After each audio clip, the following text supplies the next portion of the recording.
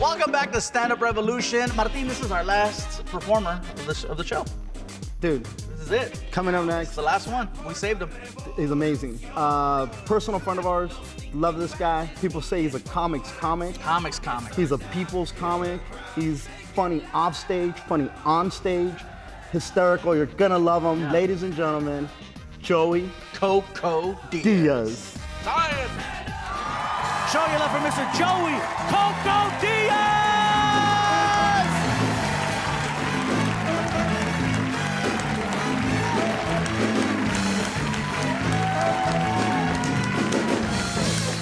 Keep it going one more time, my man Gabriel Iglesias. Putting it down.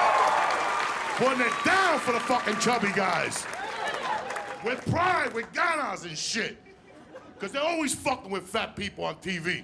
Every week they got a new diet. The fucking pill, you can eat 15 burritos, you eat the ally, you lose the weight. The shaker, like that's gonna fucking work. But the biggest disgrace they ever did to fat people was this last year with the Skechers Fat Man shoe. Did you buy that fucking shoe? My cousin called me, he said, I want the Skechers shoes, I want to lose weight. What, you ain't got regular shoes?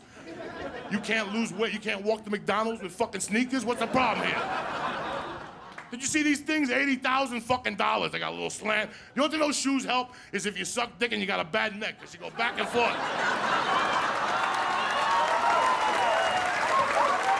Then if they come on your forehead, you won't fall. You just go back. But it's fucked up because they talk about fat, chocolate milk and, you know, this, you can't eat McDonald's. Let me tell you something, the biggest killer of fat people is fucking peanut butter, all right? I'm addicted to fucking peanut butter. Fuck crack, coke, peanut butter's my fucking killer, you understand me? When I come home and I know my wife's got virgin peanut butter, I can't fucking sleep. I'm such a fat fuck, my sleep apnea machine smells like peanut butter, you understand me? That shit'll keep you up all fucking night. You smoke a joint, you're watching Law & Order. You watch 3 Law & Orders in a row, that's fucked up too. You think you're on trial. Next thing you know, you put on a suit and shit. You're like, I didn't rape nobody, I've been home all night with my gay fucking cat. I do have a gay cat. I haven't caught him doing anything bad, but when I take a shower, he purrs and he rolls around in my underwear, so that's a fucking problem right there. And I used to rock when I was a kid. I used to get drugs at gay bars, because in the 80s and 90s, the gay bars were where the good shit was at, you know what I'm saying? I grew up in northern New Jersey. We fucking closed the bar, then we go into the city, and they had this gay bar called Ramrod. It's fucking tremendous. There was 2 gay guys in the front with their dicks out, and they would just dance. It could be 10 below 0. They'd be out there fucking dancing. We're headed to a disco. We're like, fuck it, there's 2 guys out there naked. That's where you want to fucking hang out, right there. It had 3 floors, this gay blood. The bottom floor was just for fags, the medium was for lesbians, and the 3rd floor was come as the fuck you may. You understand me? You want jumper cables on your titties? That's the fucking floor to do it. You want somebody to throw darts at your ball sack? That's the fucking show to do it right there. But I don't have nothing against gay. You know who my favorite fucking gay guy of all time is? The Spanish Puerto Rican astrologer on Telemundo, Walter Mercado. How old is that fucking faggot? He's 80 years old. When I came from Cuba, he was fucking 90. I don't know how he does it. You see him with his little cape. Hello. Pisces, el amor te va a entrar en tu vida. Like, who's this fucking faggot with makeup on Telemundo? Where's the bitches, the bikinis, motherfuckers? I tell you what else is pissing me off too lately. These commercials for erectile dysfunction. Who cops to that shit? If you cop to that shit, there's something wrong. You never cop to dead dick. It's not erectile. You see that guy? If you suffer from erectile dysfunction, the only person that suffers is that broad on the bed that's fucking waiting. You understand me? You don't suffer. You just sit there with that dick look on your face like, what do I do? What do I do? I'll tell you what you do. You go in the fucking freezer, you get a popsicle, take that stick out. You put it on your dick and you tie it around there. And you go back in there with like a broken dick, but fuck it, he's a soldier. You understand me?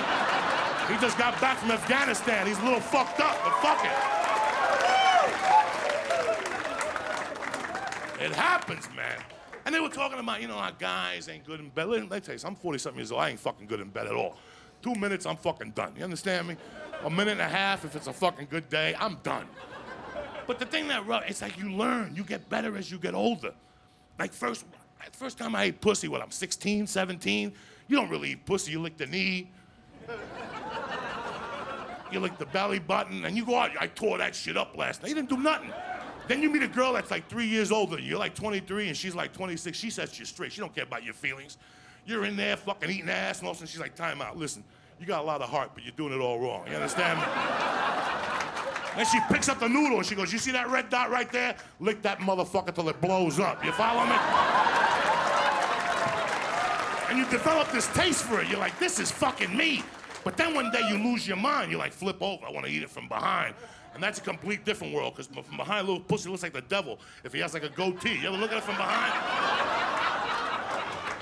But the same thing happens, because I love eating pussy from behind. That's my world, when you're holding their thighs and they're running away and they're tapping out and you're holding on and you're licking and shit. But when you lick that monkey from behind, at first it's beautiful, but the security camera's always right there. You know what I'm saying? And you're always dreading it. Your eye is always on it.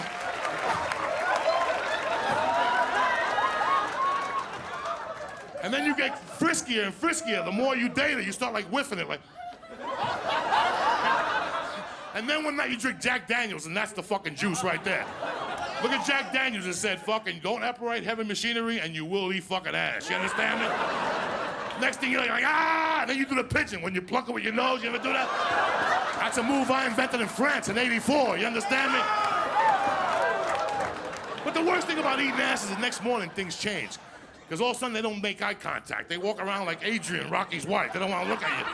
And you're like, what the fuck are you embarrassed about, bitch? You're the eating, I'm the E.T. You understand me? I'm the one that should be embarrassed. I gotta go home and stay at home with the fucking curtains drawn like Sonny Black and Donnie Brasco for a fucking year. You understand me? What the fuck is wrong with you?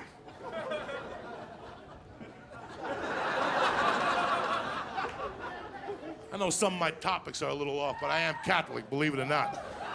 And I'm very proud to be a Catholic, and it pisses me off when you watch TV and people on there crying, I went to Catholic school and I got molested. They put a finger on my head. You're lucky! You're lucky. I went to Catholic school in fucking Jersey, motherfucker. You understand me? Where they beat the fuck out of you.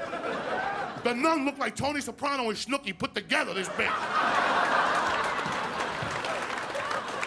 I went to private boarding school in New Jersey, Sacred Heart School for boys. You went on Sundays, and you came home on Thursdays. It's for kids that your parents didn't want you around. You know what I'm saying? Like, my parents were bookmakers. They didn't want me to fuck around. That's just the way it works. So they sent me to this fucking school during the week. So I'm in the 5th grade, and there's 2 twins sitting next to me, Nino and Raphael, and their mom had a baby. And the one guy raised his hand. He's like, hey, can I call my mom? And the nun's like, no!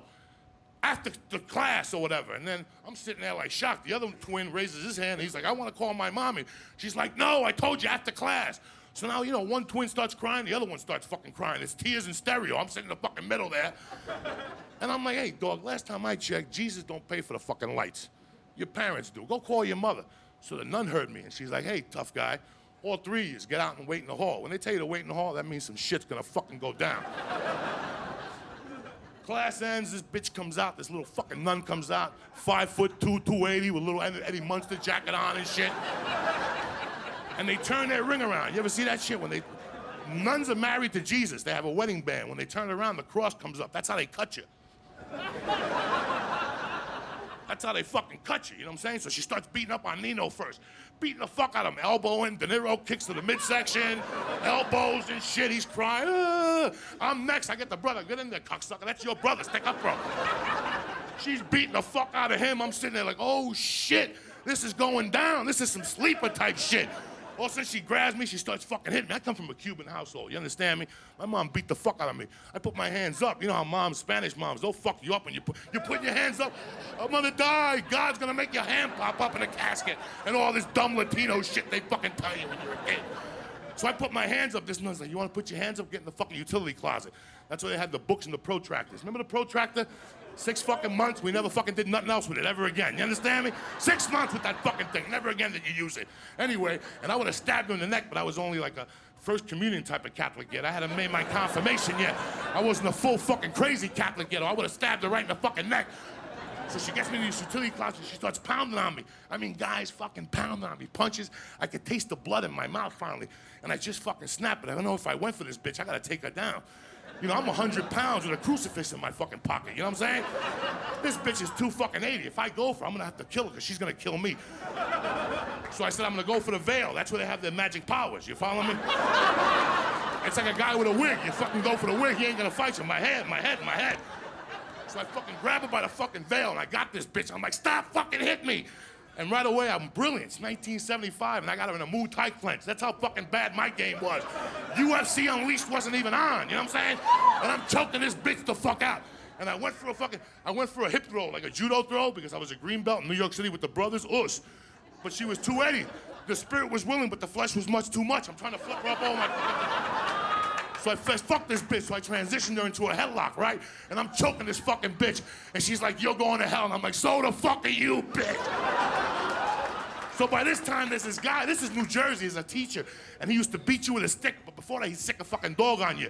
This is fucking Jersey, his name was Jack, and he's there with the dog, with the stick, trying to stick it on me, and like, call the police, call the police. I'm call the police, motherfucker. I'm bleeding, ha ha ha ha. Call the police, motherfucker. And there's a little mafia kid named Leslie Rubero, and I go, call my mother, it's 4 o'clock, she's at the bar. So I fucking choke her.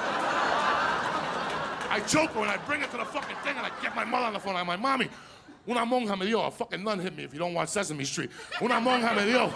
And she goes, I'll be down there in 10 minutes. My mother showed up in 5 minutes with 10 Puerto Ricans and a black Santeria priest with a fucking chicken. We're ready to cut the fucking head off. And in New Jersey, Santeria beats Catholicism, you know what I'm saying? But you know what? They never fucking hit me again, and that's it, motherfuckers. Mad Flavor, Twitter, Facebook, check yourself before you wreck yourself. Big dicks in your ass. It's bad for your health, you know what I'm saying? Thank you very much. Stay black.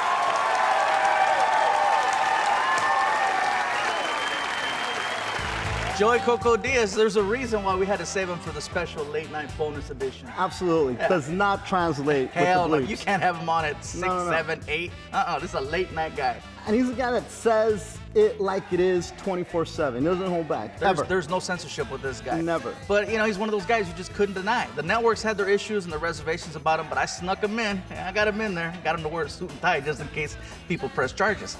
Anyway, he's a bad dude. He really love him. is. Nothing but love for I love the guy. And Martin brought up a little story from back in the day. Joey's a little bit of a controversial comedian. Matter of fact, a few years ago, he actually told one of the producers of this show, not me. No, his brother. He told his brother. Yeah. I will beat your ass and shove you up. No, I'll beat your ass and shove you up your brother's ass.